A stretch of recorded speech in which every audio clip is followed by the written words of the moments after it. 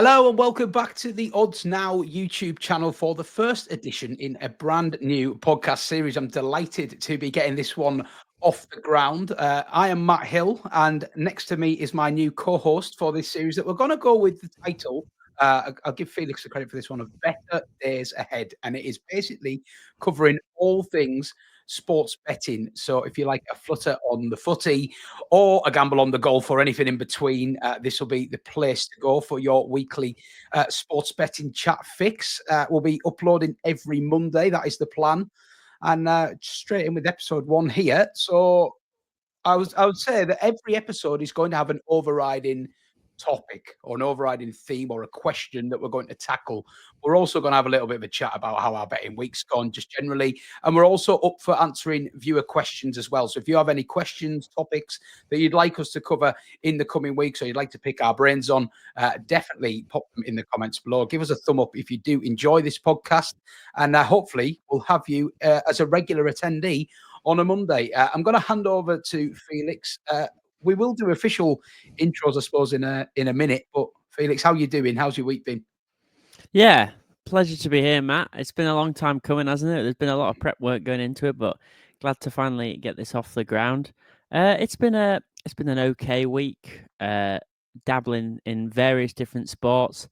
Had a flyer on the golf. There was a guy called Danny List was playing in his first PGA Tour event at the Genesis, and he was 2,000 to 1. That's my kind of price, yeah. I didn't take that. I took the top 10 at 66 because I'd heard a lot of good things about him on the Australian tour, and he'd played on the Corn Ferry Tour, which is one of the lower tours. And he actually started okay. First round, I think he only shot 2 over in the end, and it was quite a tricky scoring day on day one. And then just completely fell away, and I think he finished second last and missed the cut. But it was an interesting little flyer. I think we're going to touch on some golf later on, but it is one of those sports where you've got to take those bigger prices sometimes before they start disappearing. I mean, the other person I took was Thomas Detry, and his prices have already started to cut because he won his first. He's won one, hasn't he? Yeah, 2 weeks ago. And he also missed the top 10 this week, but he played well, and I think it's one of those where as soon as someone wins something, a little bit like tennis as well, you can see that potential, and you've got to ride that train before the prices disappear. I have the same issue on the darts on with the Pro Tour, really. And I'm anyone that knows me or starts listening to this podcast and gets to know me virtually will know that I like big prices, and I like I like getting there before the crowd, really. And it can be difficult actually when you start backing them at silly prices and they're encouraging but they're not cashing, and you see the price detract and detract and detract. It's hard to know, do I keep following this price down? Do I just let it go? I also almost inevitably keep following it down. I've got a few cliff horses in the darts and the golf that are just, that payday may never come. And it's tough to know when to let go, really. We'll call it the Wessel Nyman effect, shall we? Yeah. Well, I'm on him today, and there's a Pro Tour going on right now. So if you see me sort of pulling faces through this next 45 minutes or so, you know what's going on. But just to bring us a little bit back on track before we get too carried away with the betting side of things, given this is episode 1, I'm conscious that we should really introduce ourselves because there'll be people that have seen myself, and I know you're a keen podcaster yourself, Felix, as well. You can maybe tell us a little bit about your side project if you like, but I'll hand over to you first. Tell us a little bit about betting, your relationship with betting. How did you get into betting? What's your current situation? Because I know you have a work tie, but you also have a personal interest as well. So just tell the viewers a little bit about yourself, really. Yeah, so betting for me started, I was at the University of Liverpool doing a maths and stats degree, so you can probably see where that's going straight away. Massive keen football fan as well, and for a number of years, since about 2018, I've been building models for rating football teams and players, but never with a betting first approach. It was always for a scouting recruitment kind of approach. I've worked in a couple of clubs in part-time and consultancy roles doing that sort of data analysis stuff. But it was when the Bundesliga came back in COVID 2020. Yeah, it was the first big league to come back. And there was this big hype about it, and everyone was watching every game. And I thought, I may as well try and use my ratings and see if they still work post-COVID, and just started dabbling in a little bit of betting from there, and it just sort of snowballed, really, not in a really bad way, but just starting to explore. Oh, I can use this maths background that I've got to start building some ratings for other sports, seeing how markets move, because I've always wanted to get into the stock market, and I've always found it a little bit dry. But I think there's a really good comparison between sports betting and the stock market, because you are essentially buying stocks in a team or a player for that particular game, and it's interesting following how the market's moved. So I discovered the Betfair exchange and started really diving into how prices were reacting to big news, and especially in play. I'm not a big in play better, but it's quite interesting seeing those moves just before the off and then how they evolve over the game. And then was just small betting all the way through uni, a little bit on the side, and then graduated in summer 2023. Was unfortunately made redundant by the EFL club I was working at the time, and We'll leave them nameless for the purposes of goodwill. And then stumbled into my current job almost on a whim, really. I was looking around for jobs that involved sports and maths, and I came across this job, football trader. I thought, sounds interesting. Didn't entirely know what it involved, but I've now been in that job since December 2023, head of the Turkish and Australian leagues. So involved in all the pre-match pricing for corners, bookings, player markets, all sorts. Over 700 markets on most of the games we offer, and then trading them in play. And that's really given me another insight into, again, how markets are shaped and evolve, but also the mechanisms that go into pricing some of these markets and what you need to consider. There's a lot of psychology involved as a trader as well, in terms of what the raw data says should be the right price, but also the kind of things that people like to bet on and adjusting your prices for that. Yeah, it's interesting. And I think this might be why we end up having some good conversations on this podcast, because we come at it from very different angles, I guess. I have worked in and around betting for the last 10 years or so, but it's largely been on the content side of things. If I track myself back, my betting journey probably started without wanting the police to come to my house when I was at primary school. Yeah, my great uncle used to come down with a coupon, or an old fashioned coupon, and from the shop, and tell me to pick 5 teams out, and he'd put £2 on it for me, and if it won, we'd share out the winnings without trying to let my gran know that was going on under her house, under her roof. But yeah, I had a couple of winners, and I had a bit of a knack for it, and I think got bitten by the bug there. But yeah, I just loved it. I think, massive sports fan like yourself, quite handy at maths, probably not to the level of diving into statistics and all that really intense stuff. I've just always had a bit of a knack for arithmetic, really. So I could work out returns very quickly. I loved adding up, 7 prices to see what the returns was going to be on my accumulator without looking and all that. So it's always been there, a bit of a natural love. But I think I also have to, be honest and say where I come from as well. I'm from Carlisle, right in the northwest of England. I'm now exiled in the southeast.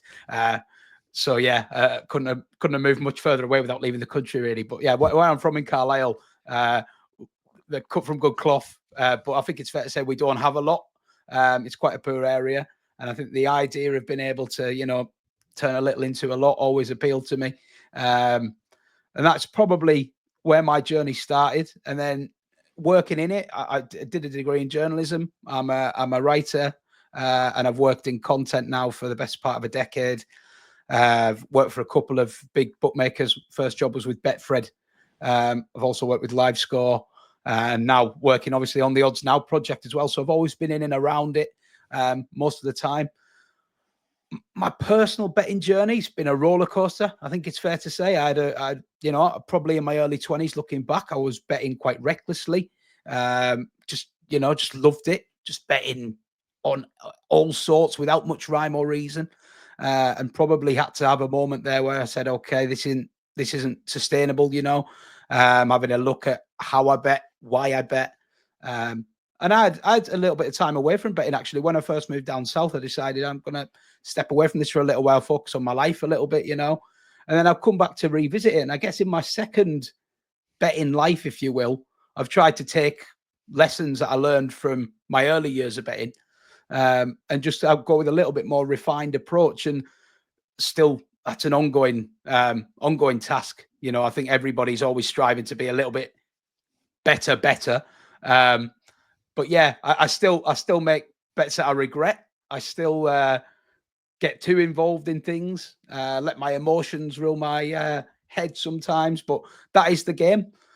And I'm definitely a lot more switched on now strategically to how I want to execute what I'm trying to do, trying to have a long-term vision. And yeah, it's a work in progress. But yeah, I'm not sure I would change much about where I've got to now and where I'm hoping to go. But ultimately, love the game, love the battle. Often hear me bragging about my losers more than my winners, which I think is the sign of a good gambler. Everyone loves a value loser. None more so than me. But yeah, that's me. And yeah, warts and all. It's I've had my ups and downs with betting, but I'm fairly happy with where I'm at now, and I know where it sits in my life now as well. I've got a family, got kids, and it is just a pastime for me now. I'd love to. I had dreams of being able to do it semi-professionally and stuff like that, but I just think the game, as I'm sure we'll discuss in future episodes, in its current form, it's so hard to get on, to not restrictions, all these different, So if I can land the odd nice touch, that's kind of enough for me. But yeah, without giving you my life story there, that is kind of where I'm at. So hopefully that gives you a bit of an insight into the both of us. And yeah, coming from different angles, Felix, I think it's fair to say. Absolutely. Well, as I said, we're going to have a little bit of a chat about our betting week, first of all. You've already touched on it there a little bit with the golfer. Obviously, that didn't cop. Did you have any winners this week, or was it a losing week? It was just about a winning week. It was quite a busy weekend. I do try and cover as much of the football as I can on a Saturday and a Sunday. I think the best winner of the sort of bigger high profile ties was I took Tottenham on the Asian handicap against Man United yesterday. So that was a minus a quarter goal. So essentially there, for anyone who doesn't bet Asian handicaps, if it was a draw, I'd have lost half my stake. But I get the full stake because they won. I just thought it's two teams really out of form, lacking in confidence, lacking in senior players. I mean, I don't know if you saw the Manchester United bench yesterday. I think it was Lindelof and just kids, wasn't it, after that? Yeah. And it felt to me the market had moved a little bit towards Tottenham, and then actually it had moved quite strongly back towards United before team news was announced. And to me, it just felt like one of those. I've got them rated pretty similarly on the models that I use, and I just thought with the home advantage, that lack of confidence couldn't go on forever. They were just starting to get a couple of senior players back, Tottenham. I thought it's not the worst line to be taken. I wouldn't have backed them if it was a minus a half, so just to win the game outright. But I thought I can probably risk half my stake here because it feels like one of those. I do feel sorry for people who backed the overs in that game as well because it screamed overs. And also, if you look at I think Brad on our Premier League betting show put overs up as well, and I couldn't really disagree with it. But I think if you stick to overs with Spurs over the season, then they're not going to let you down too often, are they? Really? No. But that was probably the highlight of the football. A few plays on the tennis. The weekend's a little bit harder to bet on with the tennis because you tend to be getting down to semi-finals and finals. But I had a winner with on the Challenger with Carreno Busta. I took him on quite a high handicap. I think it was minus 4.5 games in the Tenerife final, and that came through for me. Now that's someone that's had a lot of injury problems, isn't it? Yeah. Busta? Yeah, I think it was one of those where you've got to balance out when these top players are playing on the Challenger Tour and recovering, balancing out that experience and that nous. I can't remember who he was playing exactly, but it was someone who's not played a lot of main tour tennis and is quite an up and comer on the Challenger Tour. Yeah. and he just looked good all week. He'd not dropped many sets, and it felt like maybe the handicap was a game or two too low. So overall, a slightly green weekend, but plenty to work on. How about yourself? Yeah. Well, I'm ahead, but I'm not officially ahead yet. I've had a bit of an incident this weekend. Well, it was Friday night actually, and I'm still stinging from it, as you'll be able to tell as I tell this story. So I had a few props bets on Friday. There was 2 or 3 that I liked. I backed Elias Chair shots in the QPR game, which came in quite comfortably, and I backed Moises Caicedo for a booking in Chelsea Brighton, and he obliged after half an hour with a nice cynical foul. So I thought this is going well, a bit too well. And my third prop selection of Friday for the full house was Ludovic Ajorc of Brest. Took him his in-form centre forward, big, bold, 6'5". Yeah, you can't miss him really. But he's in a bit of a purple patch, and I backed him for a couple of shots on target. And lo and behold, I wasn't watching the match, but I was following away on Flash Score, and 34th minute, he's had a shot saved by the keeper. So I think we're in pretty good shape here. And sure enough, 80th minute, 2-2, Brest equalise. Ajorc, happy days, full house. Now, I'd also covered the treble just in case, and I thought this is the perfect start to the weekend. Fantastic. And then the disaster started to unfurl that for some reason, Ajorc had not been credited with 2 shots on target. So I dug a little bit deeper into this, got myself on the Opta stats list. And yeah, sure enough, they were giving him 1 shot on target. I thought something's gone on here. Are Flash Scores lying to me, or are Opta lying to me? Now, I probably had it 1 to 2 that it would be Flash Scores getting it wrong, to be honest. I tend to trust Opta in these situations. And I'm not one of these little whiners on Twitter that comes on when somebody's hit a blatant cross and it's been given as a shot. I'm not going to kick up a fuss if it's debatable. But I dug out the YouTube highlights. I had to stick a VPN on because they weren't available to view in my location, obviously, for Brest versus Auxerre. Fast forward to the 34th minute, and there's Ajorc having the most blatant shot on target you've ever seen. Just a 12-yard effort saved by the goalkeeper. Now, I had a look on the live text on Opta, and they've given this shot on target to Doumbia.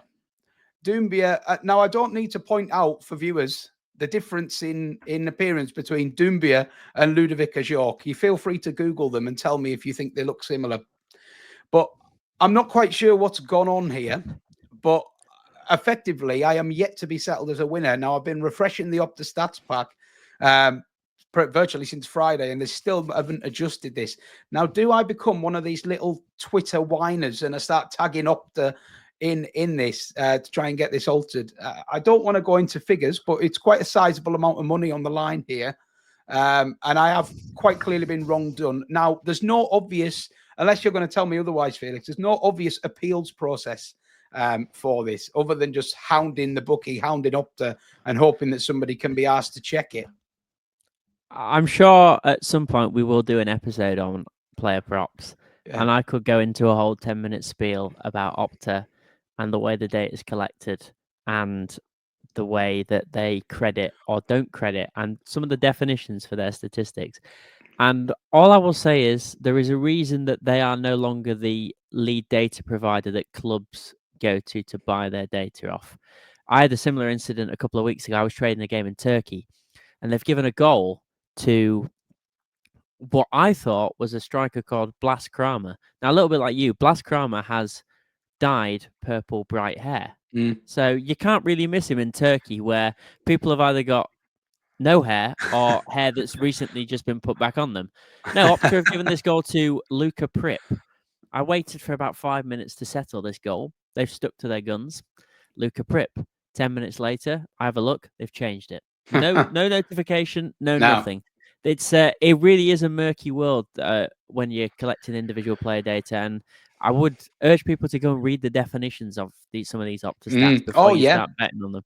Yeah, I've seen some people really fall foul of the wording of T's and C's, and do you know what? I go into it with my eyes wide open. You know, when you've had enough player prop bets, you know that it's murky waters, and you know that you might end up on a bad one that stings. But this one it's the first time I've had one where it's just quite blatantly human error, and it stings that there's not a natural port of call that I could just say, look, can somebody just spend 5 minutes, just watch this highlight and just tell me that, it's wrong. I mean, I feel for Ludovic Ajorc. He's been robbed of a shot on target on his seasonal statistics. He must be devastated about that. Not as devastated as I am about my... Well, he might not be, because it makes his goal conversion look a little bit better.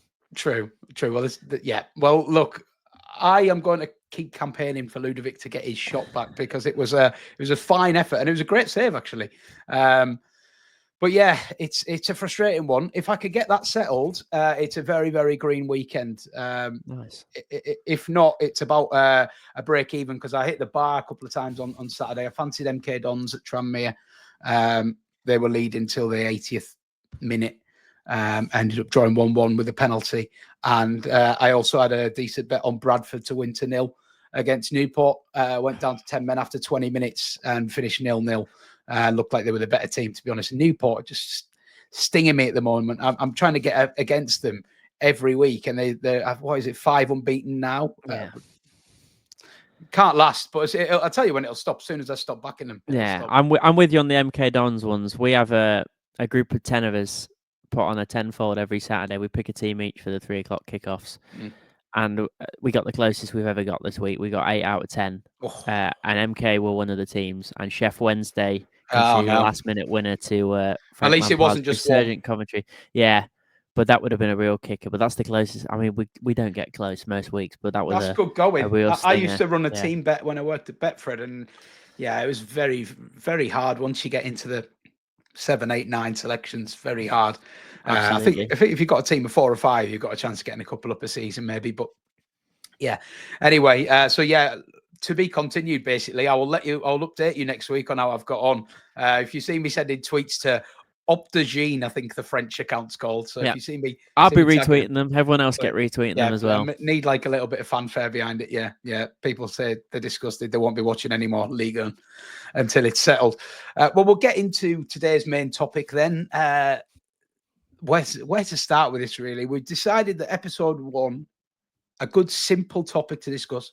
When is a bet a bet? So when do you actually decide, I like this selection enough to wager some of my hard-earned cash on it? And this is obviously a very, very broad subject. But Felix, if you want to sort of start us off with how your process looks when you're finding a bet, that might be where we go from. I mean, the first thing you've got to address whenever you're taking a bet is, what am I betting for? Am I just betting to have a little bit of interest in something, to make watching it a more enjoyable experience, or do I actually want to make a little bit of money? Which is totally fine, by the way. Yeah, of course. Like the Grand National. The Grand National, everyone has a bet on that, don't they? Because they want a little bit of interest in it, between families, between work colleagues, whatever. But as well, I wrestle with this as well, because I have friends that I know just like having a bet, just to, as you literally said, to make something more interesting. So if we're going to the pub to watch a game of football, for example, they might want to have a £5 bet builder on the game or something, just for something to cheer on and stuff. And I there's a lot of sort of professional or semi-professional punters who would really like poo-poo that and rubbish that. I think there's a place for that, but you do have to separate it completely from your actual betting, don't you? So yes, and that's probably the first point to make. Recreational betting is fine, but adjust your stake accordingly, I would say. If you're just watching it if you're just doing it for a bit of fun, £1 is enough, isn't it? Yeah, I think this is the thing. It's if you want to put a serious bet on, for me, you're staking, you shouldn't be making your serious stakes bigger. You need to set your serious stake and then make your fun stakes smaller accordingly. Agreed. Which is the better way to lose less, or hopefully win more in the long term. But certainly, if you're going to be recreational betting a fair bit, you're going to lose less quickly by doing that. And like you said, there is a place for, in the ecosystem of, it is a really complex ecosystem, is the world of sports betting, and there's absolutely a place for recreational betting, because a lot of the lines and a lot of the markets wouldn't get set without recreational bettors, because there'd be no incentive for bookmakers to offer them. There'd be no concessional offers, the likes of Bet365's early payout. I don't think they would pay that out if there wasn't enough recreational bettors betting on those 1x2 markets. So yeah, there really is a place for it. It's just knowing what you're doing it for a good reason. So like you said, I think having an interest in a sporting event that you're watching is the perfect reason to just have a small stake. You can have quite a, I like doing quite fanciful bet builders because it really gives you Yeah. something to cheer for the whole length of the event. Well, so I've had to, when I talk about my journey with betting and learning the hard way, I was at one point in my early 20s, I was quite, it, you might find this quite hard to believe they coexist, but I was quite a shrewd operator, but I also lost money. And then what ultimately stemmed down to is what we've just discussed there, where I might have a really good bet that I've worked out, fancied, executed it, and it copped. But I just give the money back on silly bets. And that was it. And ultimately, when I really fancied one, it tended to go really well. But ultimately, I was spunking too much of my winnings on crap, really. So I really do think that that's the way forward, and that's the way I operate now. Like I watch an awful lot of sport, and I love having a little bet on to make it more interesting and enjoyable. But I have had to completely separate the two processes. So I have to literally ask myself before every bet I place: is this a legitimate bet, or is it just a bit of fun? I won't exceed a couple of quid with it, and I maybe put a 50-1 bet builder on and see how we go. If one of them cop once in a blue moon, that's fantastic. But I'm very much going in with the mindset of these bets are probably going to lose me money over the year, but they're not going to lose me as much money as if I was just recklessly chucking fivers, tenors, 20s all over the place. No, I do think that's important. But going back to when is a better bet, I think the first thing, and maybe I was a little bit naive, but speaking to people like friends and stuff about betting, the key thing you've got to understand with betting is how odds relate to probabilities. So there's generally three different types of odds.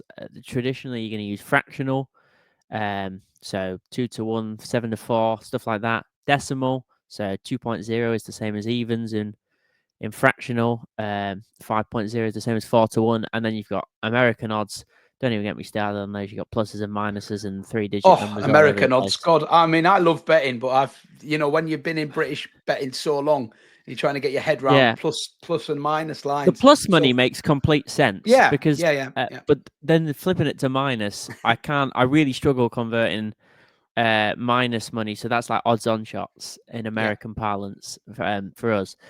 For me, the simplest way to compare bets is to use decimal because it's not always obvious with a fractional. Is 7-4 bigger than I agree. And I'll just give some 13-8 or support to something? the American people listening here that actually, I imagine it is just as, if not more confusing for you trying to work out what the hell 8-13 means in a fraction. So it is literally just what you grow up with, I suppose. But I Yes. think decimal, I was quite begrudging towards decimal when I first got into betting because I thought, it doesn't need simplified. I like using actual odds because I'd grown up in that environment. But actually, decimal is the ultimate go between for everyone. Yeah. Everyone can understand a decimal, can't And they? I think the important thing about decimal is it allows you to be more granular with your prices than fractional do. There can be quite big jumps in fractional prices.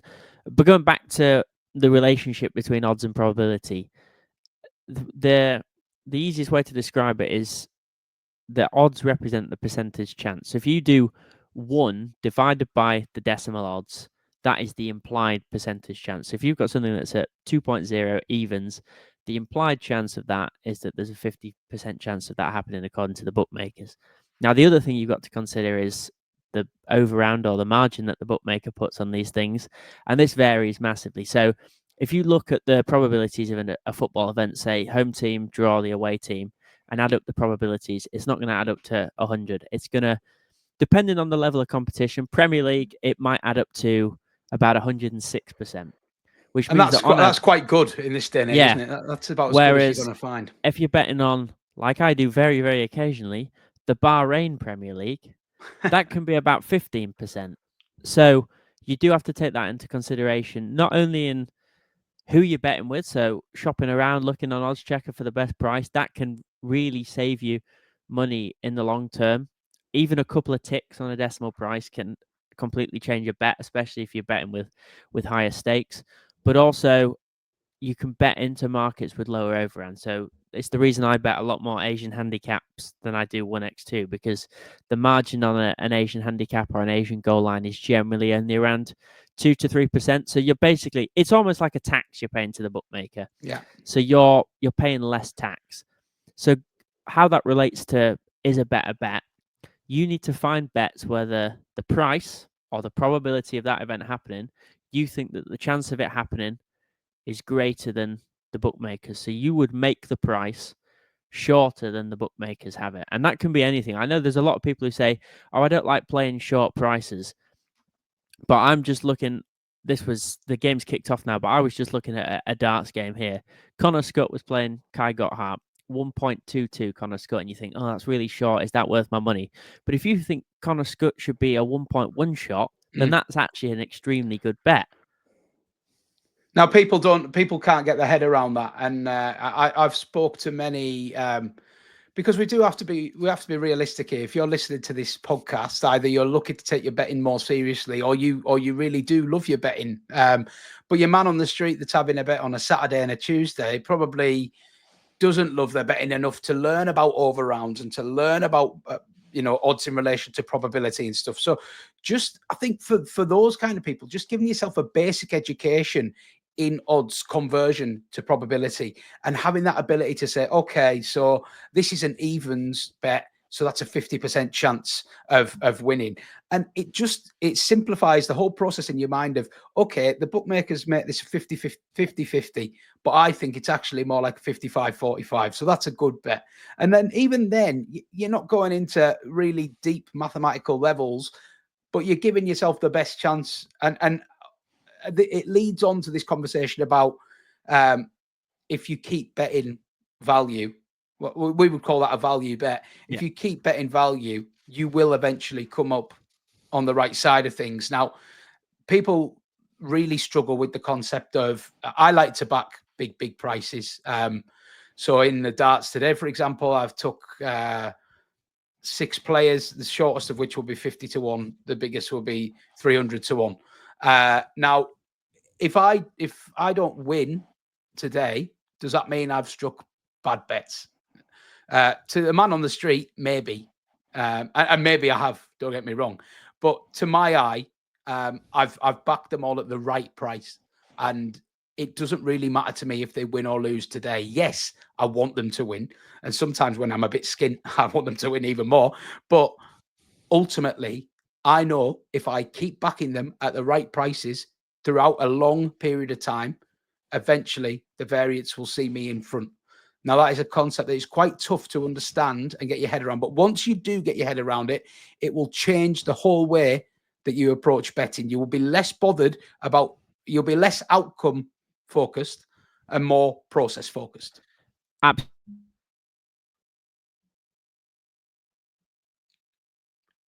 Just lost your sound there, Felix. Lost your sound.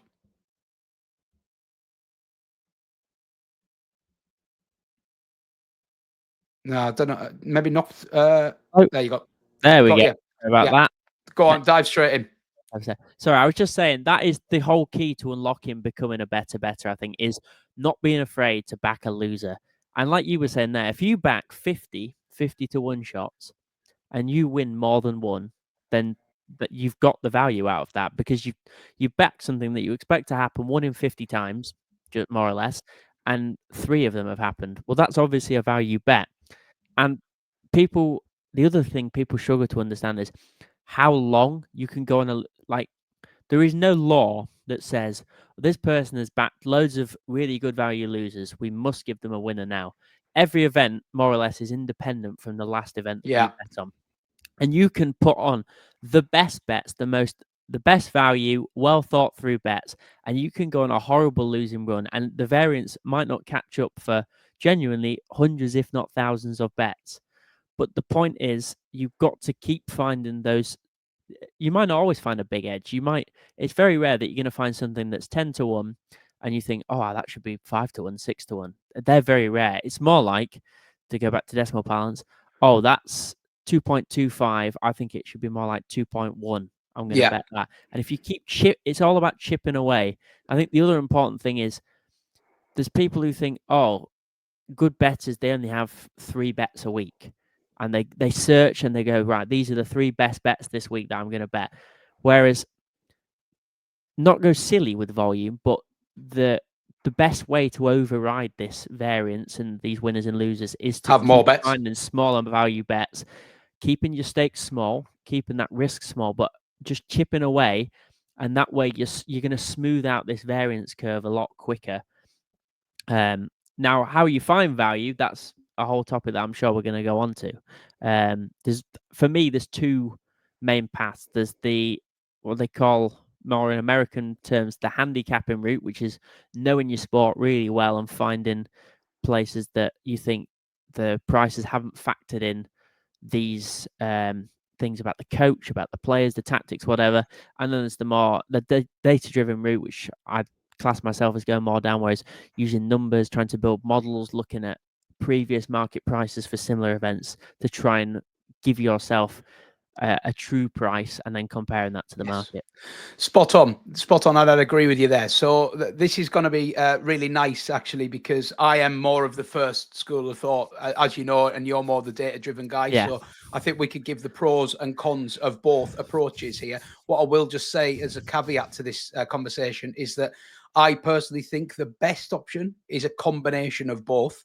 And I think noise and signal is a concept some people will be aware of, and it's something that we could come on to in future weeks more. But it's about knowing what parts of information are most relevant to the bet and what aren't, basically. And I think there's a balance to be struck here with the data and with the other approach, which I suppose the handicapping approach is what we could call it. And that is my school of thought. So how I will approach a sporting event, well, I'll try and focus on an area where I believe I have a good level of knowledge compared to the average man. You do also have to consider what sport you're betting on, i.e. if it's a little bit more niche, you are more likely to find incorrect prices. Football markets, particularly at the highest level, Premier League, it's nigh on impossible. There's such a volume of money flowing through the markets, so many high level bettors there that, you know, to win on the 1x2 line over a long period of time it's impossible. Let's have it right. Asian handicaps definitely think it's more doable, but again, you have to be very, very switched on, and you need to know a lot about how markets move. So what I prefer to do is I'll focus on an area where I believe there's less people watching. So in football, I may focus on League Two or the non-leagues, where, you know, there's still a good level of data there, still plenty of information to be accessed, but how much time has realistically been spent pricing these markets and monitoring these markets versus the time that I can put into it and the knowledge that I can put into it. Same goes with the darts. The World Championship, I find it very tough to back winners in the 1x2 or the win market, I suppose. But in a Pro Tour, I find it a lot easier to find wrong prices because there's not much time put into the market. Now, in terms of actually factoring in my outside information, I will pick a market where I feel I have a good grasp of what prices every selection should be. And that can be achieved a number of ways. Maybe I will use a little bit of data and look at previous markets. So I'm taking the darts today as an example. I have a rough idea and literal detailed idea of what price every player was for the previous iteration of this event last week. So I already have a baseline idea of what price they should be. I also, because I follow the sport very closely, have an idea of how each player has performed over the last week and whether they have done anything that should theoretically adjust their price negatively or positively. So to give a practical example here, I may have a player that's 50-1, but he's shown some good form. So I'm expecting him to contract closer to 40-1. If he hasn't, I may make the 50-1 that's still on offer a bet. And that can work the other way as well, where I'd want a bigger price for a player based on some negative information. And that's basically how I look to execute my bets. Now, in terms of what information I could factor in, I think that has to be experience-led. There's no shortcut for this. You've got to get a feel for how the markets move, how the sport works, what factors are relevant and what factors aren't. So without going too in-depth down the darts route, I might be looking at whether a player has chosen to skip other events, whether they have any under the radar form. I really like players that have maybe lost in the first round of a previous tournament but played really well, because that happens quite a lot in darts, where you can lose a game 6-4 or 6-5 playing fantastic and just have a bad roll of it, and maybe the price doesn't retract as it should. So any kind of little snippet of information, I think that I can use to factor in. And as I say, I focus on darts because I feel it's the sport I've got the biggest handle on. Now, there are other sports that I bet on quite regularly, like snooker, like golf, where I have a handle on it, but I will also use people that I deem to be experts in that field for a little bit of extra support there. So if somebody whose opinion I really, really trust, then I do think you need to surround yourself with good judges as well. If somebody flags a selection up, I want to look into it myself, and I want to see if I can see the case. But if it's a good enough judge, 9 times out of 10 I can, and I'm willing to trust them. And again, I'll go for my level stake. And again, it's about that consistent staking and knowing and backing myself to make it pay. And I can honestly say, hand on heart, the Pro Tour of darts for the last 4 or 5 years now, I've turned a consistent, really good profit. And I'm really happy with how that part of my betting arsenal works. And if I could replicate that into other sports, I'd be doing quite well. But yeah, that's kind of where I'm at. So I respect data. I respect models. It's not my strongest area, but we do have a man here who is very strong in that area. So Felix, tell me why data is your preference. Yeah, I was just going to touch on something you said there about markets being monitored. I think that is the key thing, is that if news breaks on a Premier League footballer, that price is going to go instantly. Whereas, like you said, on the Pro Tour, League 2 football, or lower level cricket, for example, like women's cricket, for example, that news does not get fed into the market quickly enough. So if you know that sport well, and you know something's happened that should move the price, then the opportunities are definitely there in that lower level sport to take advantage of information that the market is missing. Yeah, I think if I could start again with my betting life, and it's difficult because I've kind of had a bet on so many sports, and I'm so invested in so many sports, I find it really difficult not to have little dabbles here and there. And for me, it's more about this battle now, as I say, about like learning when to restrict my stakes and keep it recreational, and when to have an actual bet and stuff like that. That's more the battle I have now. Yeah. But if I was telling somebody to start again, I would say, why don't you just pick 2 or 3 quite niche areas and get really, really clued up on them, and just try and beat the market with your knowledge, basically. So, take a football league, take the Polish first division, take the darts Pro Tour, and take the Corn Ferry or the European Challenge Tour of golf. Just focus all your time on learning those 3 markets, following the right people who break news in that, have a social media feed with really good information. This guy's withdrawn. It happens so much on the Pro Tour. That's where I get some of my best prices. A lot of the time, Luke Humphries, Luke Littler, Michael Van Gerwen, they'll skip these Pro Tours. They just don't care. They'll take a rest because they're playing in the Premier League every Thursday. There's no Luke Littler, no Luke Humphries today. Now, unfortunately, because that news was made public earlier than usual, the market was formed with that knowledge in the market. Regularly, on the day of the Pro Tour, somebody will be announced as a dropout 11 a.m., normally go in price. And that makes Gary Anderson. And it makes everyone's price about 3 or 4 points too big at the top of the market. Now, obviously, you can't back them all, but I would understand some people saying you should back a lot because they're all value. And that, again, I'm going off piece a little bit there, but that's another way of looking at it as well. Like, who can I follow? Where can I find this news before others? And how quickly will the market react there? Because like you said, Premier League, if we find out Van Dijk's injured, Liverpool's price is changing inside a minute. You're racing against really, really professional outfits to get any kind of price there.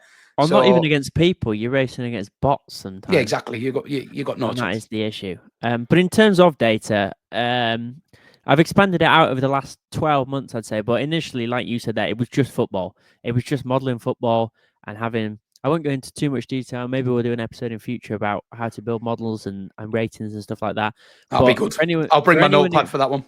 For anyone who knows about chess, most of my ratings are based on how the ratings work in chess, which, to give a very simple overview, the more you overperform relative to expectation, the more your rating goes up, and vice versa. So, if Liverpool beat Accrington Stanley like they did in the Cup in the third round, their rating doesn't change much. However, if they then go and lose to Plymouth Argyle, the rating will drop massively because that was a result that was really not expected. So that's kind of how it works. And I build something similar to that with a little bit of nuance per sport, but that's the general idea. So I will go and I'll look at the fixtures for the day or maybe the weekend on a Friday, and I'll go, right, I've put up an example here. Le Havre playing at home to Nice. And I made Nice, although they're not having the best season, I made them about a 1.2 goal favourite, which is fairly significant. You know, you'd be looking at shorter than 1.5 probably there. And then you go and look at the Asian handicap there was minus 0.75. So that's actually a very good value bet. That probably should be a -1 or even a minus 1.25 Asian handicap compared to my ratings. So that's for me is a good value bet. Took that and it won. They won 2-0, I think. So that's my general approach to it: is modeling a price using data, comparing it to the market, and then especially for the higher level stuff, I will look if there's anything. If there's a massive gap, if there's a small gap, I might just take the bet without looking. But if there is a massive gap, I think it's really important to look at if there's something that your model is missing that the market's got, because it's one of two things. You've got information that the market doesn't have access to. How likely is that? Depends on the sport and the event. Or the market is privy to information that you've not factored in, which is much more likely. And it's about finding that, and then it's about assessing, okay, does that matter enough for this gap? Will all my edge be eradicated, or will some of it be eradicated and there's still enough to justify taking that bet? And that's kind of how I approach it. Now, it might seem heinous to some people that I actually bet on a lot of sport that I don't watch. But I think that's a good and a bad thing. I think, like you said there, the sporting knowledge, especially on the core markets, can be really important to beating the prices early. But I also sometimes like to detach myself from my bets. Like I said, I like to get the volume up and try and find as much stuff to reduce that variance. And I think you can be quite, I don't want to say dispassionate, but you're not het up over one or two bets that you think you've got a really good handle on and you're really trying to prove yourself right. If you can let a model do the legwork for you, and it's going to help you find the bets, and then you can cherry pick what you think are the best ones of those. And it gives you more options. And then you might discover, oh, actually, this is really good at beating. I don't know. I got quite into NFL. Okay, I've got a really good system here, and it's finding really good value when the home team are an underdog. So I can narrow my focus then to I'm just going to bet home teams with a plus handicap, and then I can start deep diving into those. So it actually allows you to sharpen your knowledge of other sports then as well.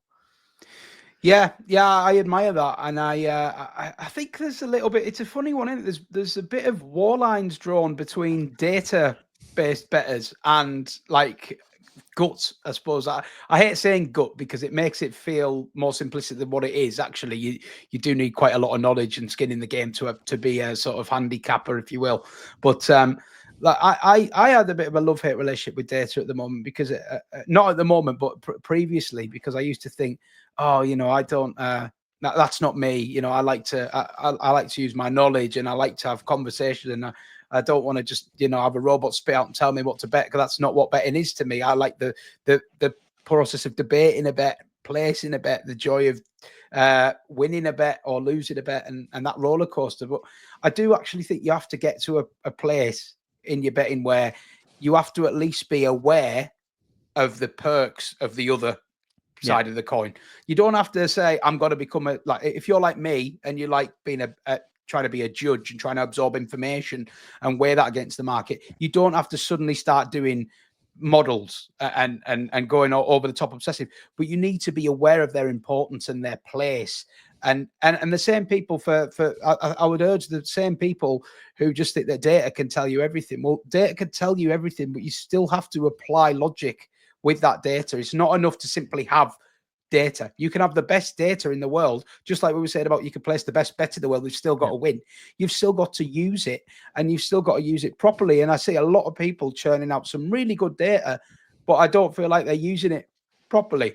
And No. that is half the battle. And I'm sure Yeah, you know that your as model well. is only as good as what you're feeding into it. So, like, if you're just feeding for football, if you're just feeding expected goals into a model, you're going to lose massively because the market's already factoring that in. Exactly. You've got to And come this up was with a your big own unique spin on the data. this was a big thing for me at the start with data, and it's where I'm still there now, really. But I've seen both sides of it. But I always thought, how can data be that effective? Because literally the market is aware of so much of this data already, and it's exactly what you said there. It's finding data that's unique. And that is a challenge, really, because, like you say, these markets are so sophisticated now, and there's so much computer technology, bots, as we've touched on there briefly. So you really do have to get creative with how you're doing it. And I've spoken to a lot of wise guys in the game who have had various different journeys with data, love and hate. And I do think that there's a definite place for it. You definitely have to have that understanding of it. But I do think this hybrid approach, which is what I'm trying to get more towards now, it is the way forward, really, if you can do it. But it's a lot. It's a lot for some people. Some people just say, look, I'm not that bothered. I just want to put a bet on and see how it goes. And that's fine. That's totally fine too. I always stand up for the recreational punter. Like, I think that's a great way to be. But yeah, you do have to have a knowledge of both, in my opinion. So let's say that you've got there to where you want to place a bet and stuff. We'll do another. I think we'll do another episode about staking, because I think it does deserve its own kind of episode and stuff. But just briefly, would the margin of value dictate your in a personal capacity? Because obviously we have things like, I'm not going to open that kind of worms, like the Kelly criterion and all that kind of thing now, but there's different ways of staking, isn't there? Like, how do you decide, yes, I'm going to back this, how much I'm going to have on it? Yeah, I generally am a flat staker, but it will vary based on the sport, the liquidity, because I do like to try and bet on the exchange as much as possible as well. And also, like you said there, the amount of expected value that you can get. So I'll give you, like, for short price stuff, if I still think there's a lot of value in short price stuff, generally I'll just bet flat stakes and I'll roll them up into 3 or 4 fold accumulators and try and net some extra value that way, rather than outlaying stakes on each Do you one know what? individually. Given we've not got long left, actually, I think that's probably an area worth flagging, because a lot of people would say, okay, like, I'm looking for value selections and stuff. Does that mean I can't bet multiples anymore? Do I have to just do singles? But I very much agree with you there that if you have 2 or 3 things that you make value, by all means, roll them up. You're only sort of increasing the value on offer. There's still a value bet at the end of the day. And yeah, what gets me is when people they'll find a couple of bets they really like, and then they just end up sticking in a few short price favorites with them. And the short price favorites are terrible value. And any value that you had found, you've managed to lose. It's stupidity. But generally, that'll be smaller stakes, and then maybe singles a little bit bigger. But I'm not one of these that goes like half point, 1 point, 2 point. I tend to do it as a percentage of my bankroll, and again, we'll come on to that when we talk about staking. But I'm not a sort of, I'm going to bet this amount. I'm going to say, okay, how much have I got? What percentage have I got? What percentage of my overall balance do I want to put down on this bet to maximize my returns? Now, you see, I've battled with a few different approaches, and at the moment, I do have a bit of a point staking plan at the moment. And I generally 1 point bet is my standard, and 2 point bet is quite rarely used, but it's there if needed. But half point and quarter point are really essential tools for me, because I would say 50% of the bets I place on outright markets are 3 figures.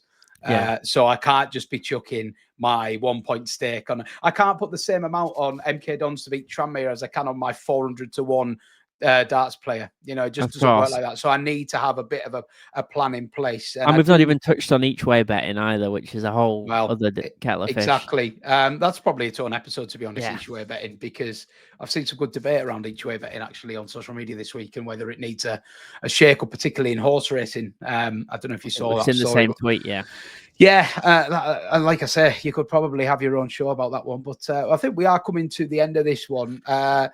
Just to sum up, then, if we were going to give sort of 3 takeaways to people about how to identify a bet, I mean, I think that first one that we were both agreed on there, and I mean, take it away if you've got anything to add.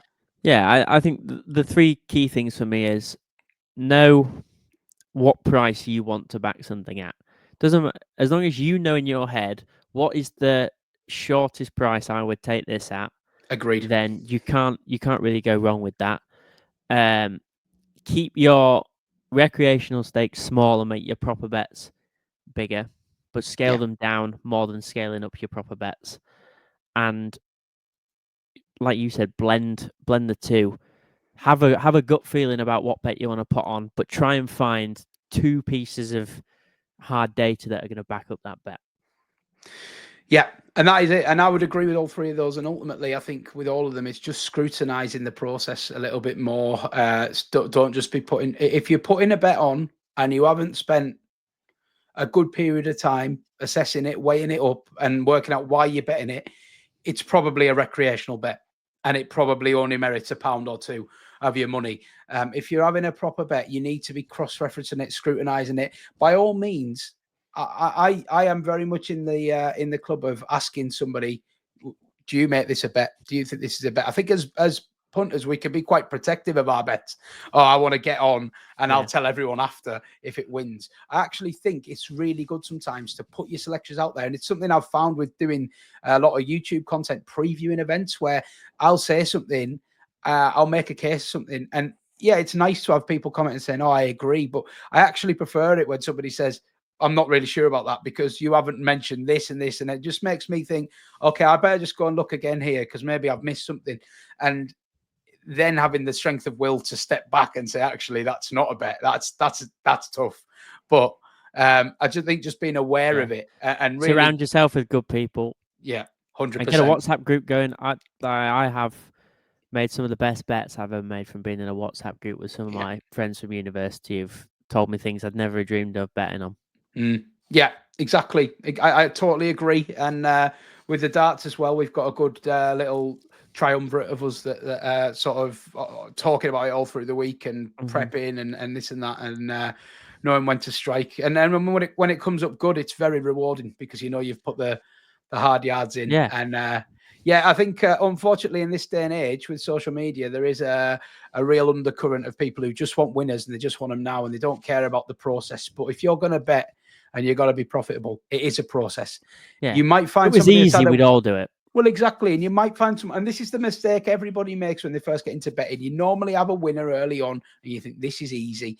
And it is anything but. It's a very, very tough school.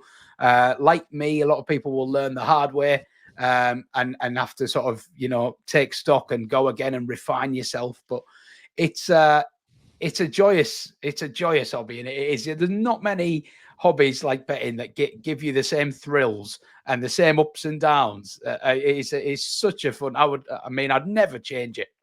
No, not at all. I never change it. But anyway, there we go then. So we're aiming for an hour. We are at 58 minutes. So I think that's pretty good time to sign off, Felix. It's been an absolute pleasure. Hopefully you managed to take some insight from this first episode on when to strike a bet. And we'd love to hear your thoughts on any future topics for any shows, and also get your questions in, because next week onwards, we're going to spend the last 5 or 10 minutes of the show discussing any topics or any questions, anything betting related, really, that you want to hear us chat through, whether it's, what do you think of this, or give us your best bet of the week or anything, just get stuck in the comments. I'd love to hear from you. If you've made it this far, really do appreciate you watching and tuning in. Don't forget to hit that subscribe on the Odds Now YouTube channel. We're closing in on 700 subscribers now, and we'd love to have you on board for the journey. Lots of football content coming your way this week as well. Check out oddsnow.com for all your latest betting insight, and we'll see you again next Monday.